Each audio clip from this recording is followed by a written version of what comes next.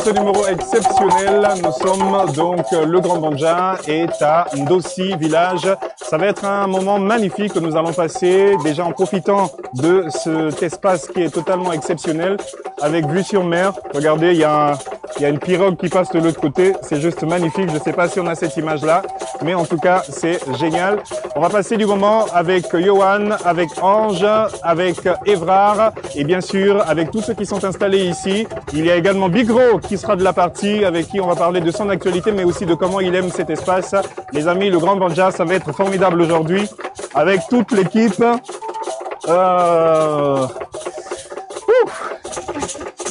Oh là là là là là là là là, j'allais dire comme on dit aux autres, Nima na Kombo Bukaye. Aïe! Wenye! Bassé. Le final ne s'attendait pas à ça, je disais ce qu'elle va faire, qu'est-ce qu'elle va dire. Nous sommes très heureux de vous retrouver pour ce énième numéro du Grand Banja. Nous sommes précisément donc au village d'Ossi, c'est dans la commune d'Akanda. Les autres disent derrière le château d'Angonje et on a sur ce plateau en tout cas des personnes qui vont vous donner toutes les informations sur cet espace qui nous accueille. On replante le contexte, nous sommes toujours donc dans le cadre de la tropicale des arts initiée par Gabon. La provinciale. J'ai dit la provinciale. Allez, voilà. C'est pas la tropicale, mais c'est la provinciale des arts initiée par le groupe Gabon Télévision depuis plusieurs mois déjà. Après Mouila, après Lambaréné, nous avons attaqué la province de l'Estuaire depuis quelques semaines déjà. Et donc, les équipes de Gabon Télévision sillonnent la province pour des plateaux, pour des situations d'immersion, pour des reportages. Et nous avons donc posé nos valises donc au village Ndossi. Et le gardien de ce village, Johan Mboussou, nous accueille avec toute sa famille, avec toute son équipe. Nous sommes très heureux d'être ici. J'ai la chance de n'être jamais seul, heureusement pour moi. Eunice Biyogué est de la partie, Rufina Zeu, épouse Esson est de la partie, et bien sûr, celui qui a tombé sa veste pour la circonstance, Rose Nkoulou est également de la partie. Les amis, bonsoir à tous. Bonsoir. Bonsoir Steve. Voilà, on fait encore un Bouekaye. Bouekaye! Aïe! On va y prendre. Wenye! C'est un cadre magnifique. Johan Boussou, bonsoir. Merci de nous recevoir. Merci à vous déjà d'être là, ici présent, parce que c'est un grand honneur de recevoir la famille de Gabon Télévision. Oui.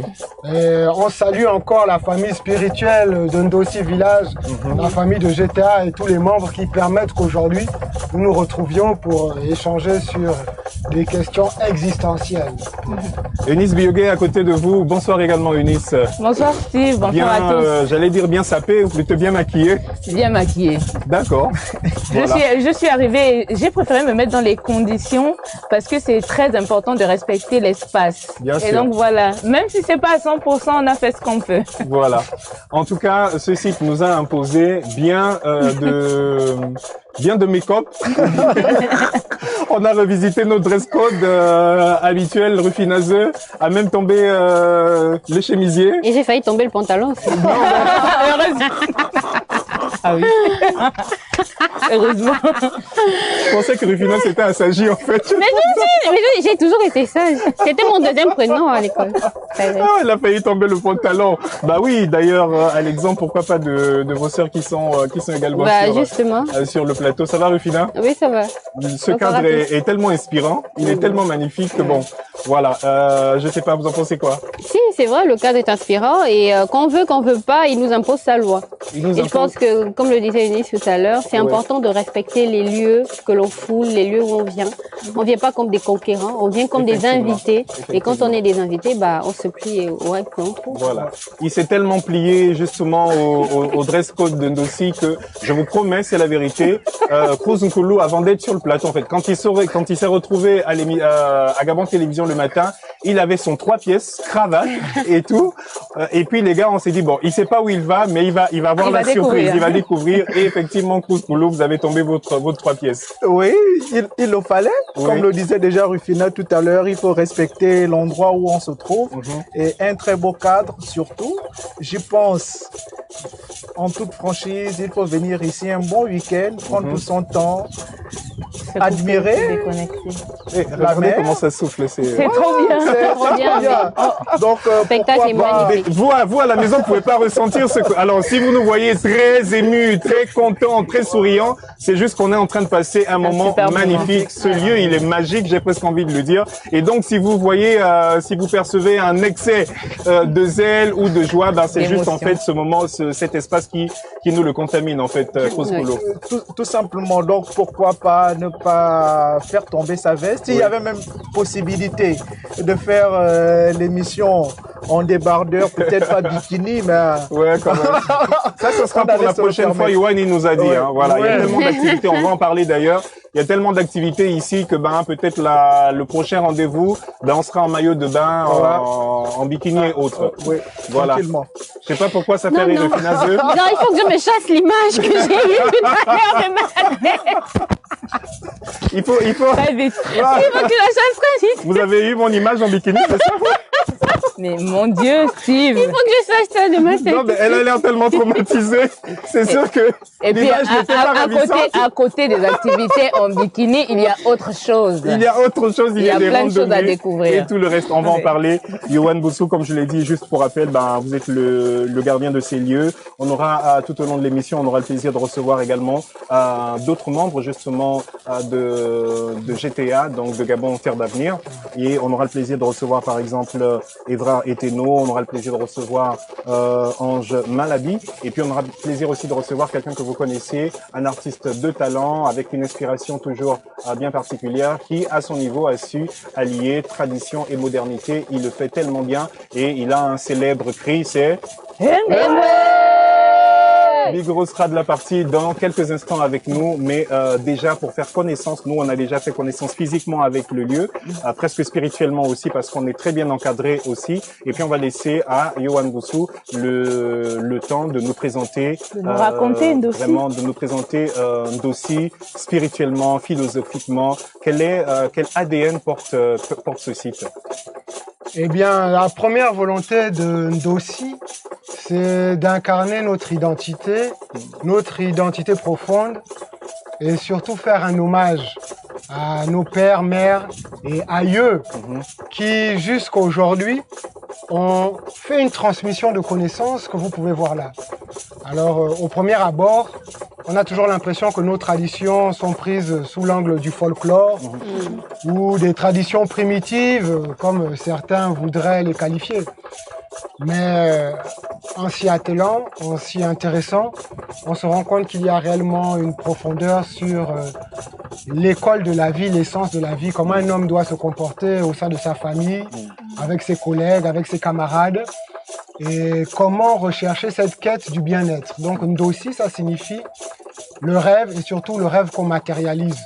Et le rêve qu'on matérialise tous ensemble, parce que tout ce que vous pouvez apercevoir ici aujourd'hui, c'est l'œuvre et le fruit et la sueur de tout un chacun. Chacun a contribué à faire de ce lieu ce qu'il est.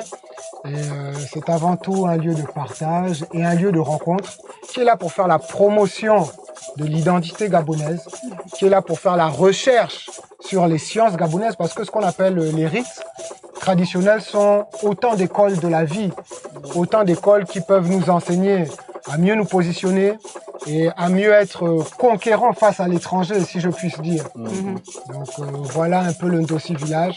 C'est une expérience, c'est un projet en mutation et nous voudrions en faire comme un exemple pour le reste de l'Afrique. Vous aimez à dire également que c'est une œuvre communautaire, associative. Ça veut dire que voilà, ce n'est pas l'œuvre d'une seule et unique personne, mais c'est l'ensemble de toutes ces forces, toutes ces énergies qui donnent Ndossi aujourd'hui. Exactement. C'est-à-dire qu'aujourd'hui, nous avons décidé d'utiliser un modèle associatif parce que vous savez, aujourd'hui, pour s'organiser au niveau de l'économie, nous sommes sans cesse en train de copier ce que d'autres cultures ont fait. Alors qu'on ne nous a rien appris. Au Gabon, il y avait déjà une forme de démocratie. Je dirais aujourd'hui, dans le corps de garde, on a même une démocratie très avancée parce qu'il y a les hommes d'un côté, il y a les femmes d'un côté, et les deux doivent converser. Tout le monde a le droit de s'exprimer. Et à partir de là, on trouve toujours le consensus, on trouve toujours la route on trouve toujours une solution. La preuve en est qu'aujourd'hui, vous voyez, on s'est tous accordés juste et nous créons déjà quelque chose. Donc le message que nous, on veut transmettre, c'est que soyons décomplexés. N'essayons pas tout le temps de copier ce qui se fait à l'étranger. Bien sûr, il y a du bien, mais prenons d'abord ce qu'il y a de bien en nous. Un village était déjà organisé. Il y avait un modèle hiérarchique. Et c'est ce même modèle qu'on veut reproduire en Ndossi. Et maintenant, le pousser un peu plus loin pour qu'il soit complémentaire avec ce que les étrangers, on va dire les normes internationales, nous demandent aujourd'hui. Le but n'est pas de rester comme dans un village à l'époque, mais plutôt d'utiliser ce que nos pères et mères ont fait et de l'approfondir et de le pousser et de le propulser et de le partager avec le reste du monde. D'accord. Alors, il y a quelque chose de formidable qui s'est passé ou qui continue d'ailleurs de se passer depuis qu'on est sur le site, c'est que pour la petite histoire, il y a à peine quelques jours qu'on s'est rencontrés à ce sujet et rien n'a été véritablement coordonné au sens strict du terme avec des détails, mais il y a une espèce de magie qui se passe et que les choses s'enchaînent ou s'imbriquent d'elles-mêmes les unes avec les autres. Et vous disiez tout à l'heure que c'est en fait ça aussi l'intelligence africaine, c'est que en fait il y a des choses que nous portons dans nos gènes qui dès qu'elles sont déclenchées s'accordent elles-mêmes sans qu'on ait eu le temps nécessairement de déterminer ou de mettre des détails dans ces éléments. Eh bien, pour aller dans le sens de ce que vous êtes en train de dire, toute ma famille spirituelle qui est réunie ici avec moi et qui m'accompagne, on a l'habitude d'éprouver ce genre de choses tous les jours. Quand je suis arrivé dans les bureaux de Gabon Télévision jeudi, c'était là aussi une improvisation. J'ai appelé un grand frère qui m'a dit que bon, vous avez ce spot vidéo que vous avez réalisé ensemble. De la provinciale des arts. Provinciale des arts. Nous savons que bientôt il y a le One Forest Summit. Et le message que nous, les communautés traditionnelles, nous voulons promouvoir, c'est que nous sommes déjà un peuple profondément écologique. Parce que nous avons un rapport sacré avec la nature. Et aujourd'hui, il faudrait que les communautés traditionnelles jouent un rôle actif et soient consultées dans la conservation des forêts. Donc nous avons fait un spot vidéo, là aussi improvisé, qui a donné quelque chose de beau. En l'amenant à votre DG, il vous a appelé, il nous a dit mais pourquoi pas faire cette émission. Donc c'est toujours un film que nous suivons tous ensemble.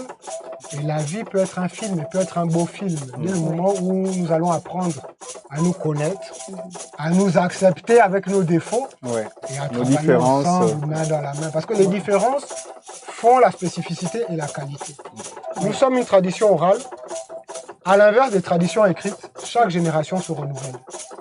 Parce que le message que votre père va vous donner, vous allez le prendre, il y a quand même un petit détail, vous allez dire que non, je rajoute ma sauce. Et donc de fil en aiguille, ça change et ça évolue. Et les traditions africaines, c'est ça. C'est une tradition en perpétuel mouvement. Les pannes que l'on porte, c'est pas nous qui les avons inventées. Mais aujourd'hui, ils font partie intégrante parce que nous avons su capter ce qu'il y avait de bon aussi chez l'autre. Parce que les traditions africaines sont les traditions primordiales. Ce que vous voyez en Occident, mais ce n'est que l'évolution de ce que l'on faisait déjà ici. Parce que les peuples ont migré.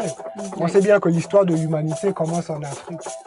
Donc, par exemple, face aux religions, nous nous posons en tant que père de la spiritualité. L'Afrique va au-delà des religions. Le spirituel, c'est d'abord la compréhension de l'homme. Comment faire pour bien s'entendre et partager ce que nous sommes en train de faire tous ensemble. Les amis, je vous laisse je vous laisse des réactions par rapport à Yohan. C'est tellement émouvant. Si on peut peut-être d'abord revenir sur personnellement ce qui m'a attiré lorsque je suis rentré. Bon, on se dit qu'on est à Kanda. Bon, je voulais tellement voir et c'est d'ailleurs pour cette raison que j'étais en costume le matin parce qu'on m'a dit qu'on venait à Kanda. Mais quand on rentre ici, dans ce très beau village, ce qu'on voit en premier, c'est de l'iboga qui est planté à l'entrée. Ça m'a d'abord intrigué. J'ai dit, mais pourquoi? Et après l'Iboga, on voit ces corps de garde qui sont ci et là et qui nous ramènent directement au village. Nous qui avions fait un tour au village il y a de cela plusieurs années. Voilà, donc voir un corps de garde avec la paille, ce n'est pas très fréquent ici à Libreville. Donc c'est vraiment quelque chose de très beau. La question que j'avais envie de poser à mon jeune frère, c'est est-ce que vous êtes initié ici dans les rites traditionnels? Bon, moi pour répondre à la question, le rite traditionnel auquel je suis initié, c'est le Bwiti Misoko. Et dans le Bwiti Misoko, il y a plusieurs branches. Il y a par exemple la branche du Mgonde, la branche du Myoba. Moi je me suis initié au Bwiti Misoko Myoba.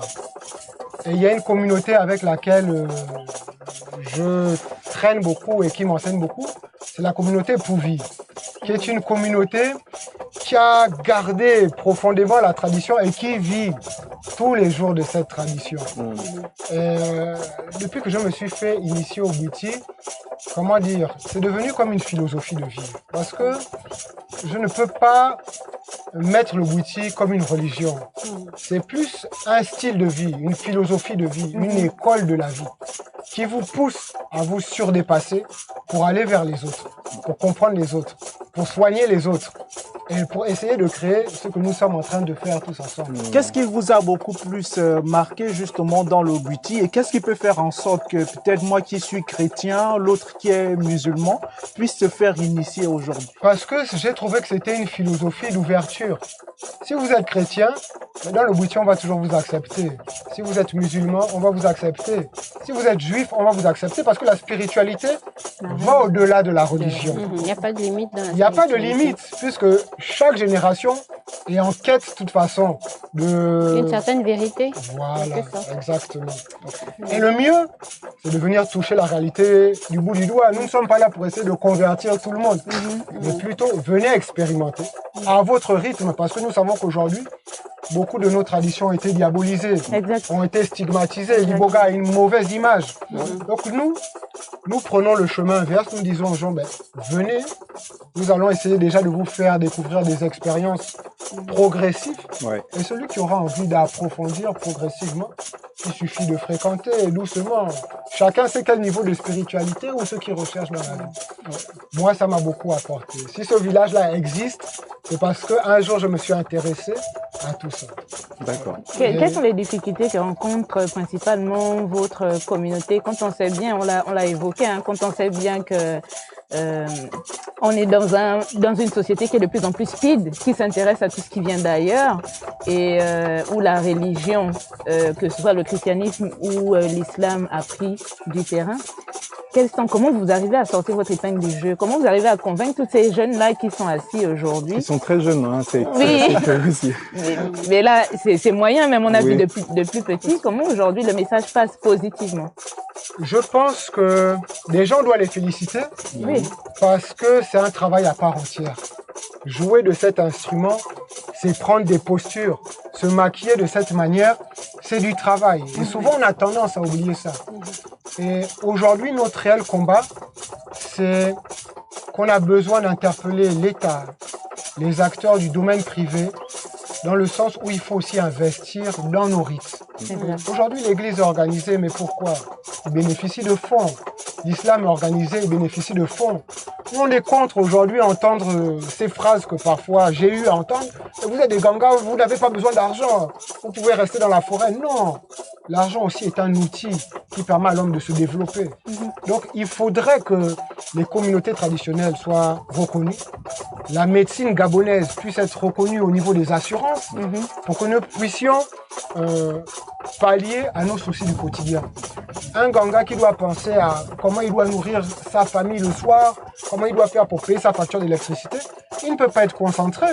Alors que le chirurgien qui touche un salaire mirobolant, le pharmacien qui touche un salaire, le médecin qui touche un salaire, le prêtre qui touche une quête, il a des soucis en moins. Oui. Le pasteur qui touche une dîme. Ah oui. c'est pas ça. Tout ce que nous demandons aujourd'hui, c'est de la considération, Ouais. qu'elle soit déjà morale, qu'elle soit aussi financière et économique. Elle est déjà morale à partir du moment où les autorités vous reconnaissent déjà en tant qu'entité. Lors de certains grands rendez-vous, on fait appel, on a recours à certains praticiens. Mais dans le folklore, toujours dans la danse, mais il y a des soins derrière. Le plus important, aujourd'hui, le Gabon peut être une destination de tourisme thérapeutique. Bien Il y a sûr. une association qui existe déjà dans ce sens-là et qui est reconnue par les autorités. Bien sûr, c'est déjà un premier pas et nous saluons déjà tous les efforts. Aujourd'hui, le travail qu'on fait, c'est pour encourager les différents intervenants Oui. à nous accompagner encore un peu plus, pour qu'on passe aujourd'hui dans une deuxième catégorie. D'accord. Voilà, c'est tout. Rufina, autant pour moi. Oui, alors moi tout à l'heure il a donné une sorte de définition du Bwiti qui est une quête de la vérité.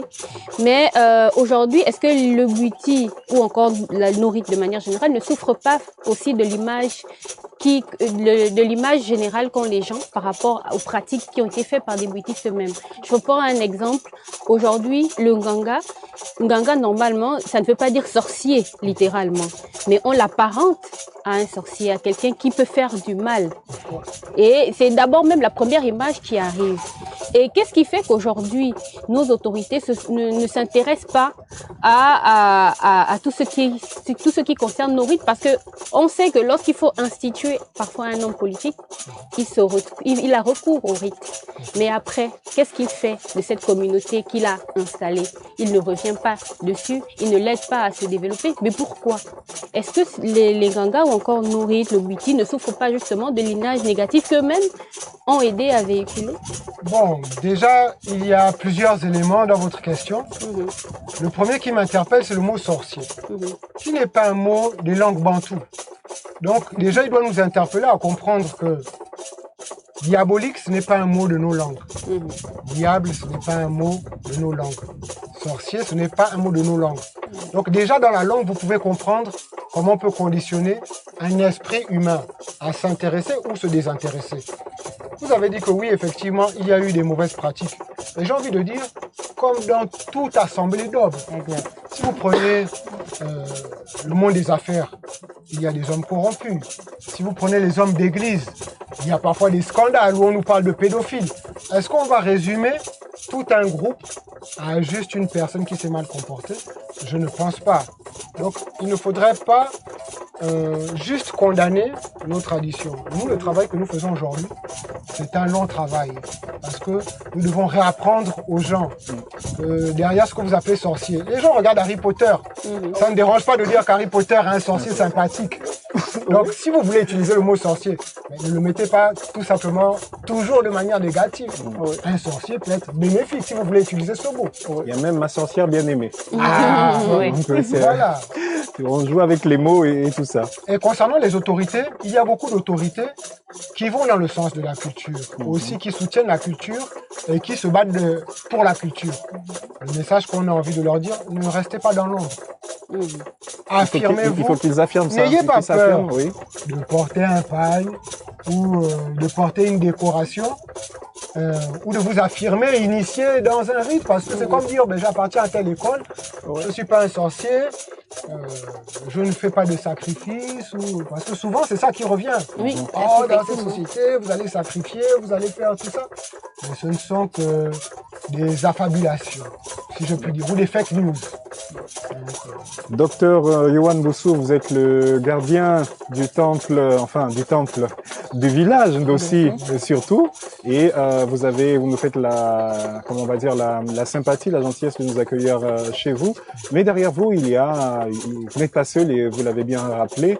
Nous, on a bien envie de recevoir à votre place quelqu'un d'autre qui pourrait nous donner d'autres informations. Informations. Qui est, vous l'avez dit, vous l'avez présenté comme une des première personne qui est arrivée sur le site de Ndossi Village. À l'époque, ce n'était pas tout ça encore. Et je pense qu'il sera le mieux pour vous raconter tout ça. C'est mon grand frère, Monsieur Ange, qui m'a amené dans ce site. Et pour finir, je viendrai. Quand nous sommes arrivés ici, on ne voyait même pas l'eau. Oui. Ah oui. Il n'y avait que des arbres et un terrain vaguement entretenu. Mais lui, il avait déjà une vision. Donc, ça va être très intéressant. Oui, Ange va nous rejoindre juste le temps qu'il arrive. Alors, vous allez, on nous fait signe que vous allez aller du côté de Ange. Mais de toute façon, je pense qu'on a un micro qui est ouvert. Ce baladeur-là, on peut l'utiliser ou bien? Voilà, on peut utiliser le baladeur. Dans ce cas, Ange va prendre le micro baladeur. Yohan, nous, on vous retrouve avant la fin de l'émission pour d'autres informations complémentaires. Ange, ne passez pas derrière, vous pouvez passer directement. Voilà. Vous êtes tout en rouge et noir, donc certains diraient que vous êtes dans le thème. Voilà un peu. Vous avez le micro. Très bien. Et vous, Ange va vous céder sa place. Yohan. Bonne arrivée, on se retrouve tout à l'heure, Yohan. Merci beaucoup. Voilà, et nous, on va recevoir Ange qui va continuer le travail. Bonjour à tous. Bonjour. Ange, bonjour. On espère que son micro est allumé. Il est parfait, nous fait ton signe. Okay. Il est Bonjour à parfait. tous. Il passe très bien. Malabi, vous êtes